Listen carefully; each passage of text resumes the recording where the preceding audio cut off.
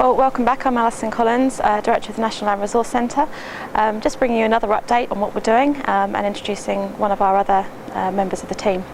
One of the really important things about the centre is about building capability, and not just in the science sector but across the wider sector. And it's really important in terms of building capacity to understand, to make wise choices about the way we use the land resource. Now here at Landcare Research we've got a number of scientists that have this knowledge that are approaching or over 60, and when they retire they will take with them so much wisdom, so much institutional intuitive knowledge, and that will be a huge loss. So we need to do something about it fairly shortly really. And we discussed this with some of our stakeholders and found that it's a problem that's a similar problem out there as well. So in terms of capability building across the sector, we're thinking about trying to first of all codify the knowledge, make sure that we extract it, capture it and make it available for others, and then really make it accessible, and that means taking a slightly different approach depending on what the stakeholder need is.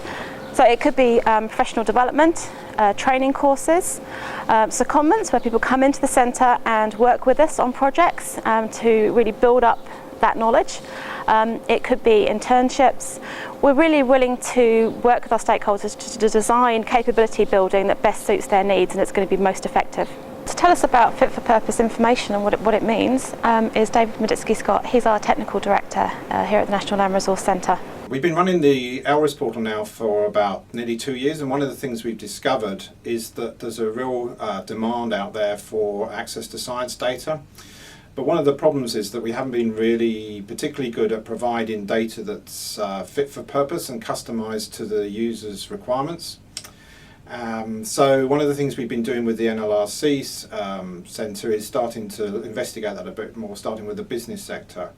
I guess a good analogy would be that we've been almost delivering up the Toyota Corolla equivalent of data, something that's functional, reliable and does its job. But not everybody wants a Toyota Corolla. So, some people want SUVs, some people want a large family car. And I think the same is true of our data. We could think of better ways of delivering up customized data sets or specific information products, and these I think would have a much higher value and utility to the users of our science data.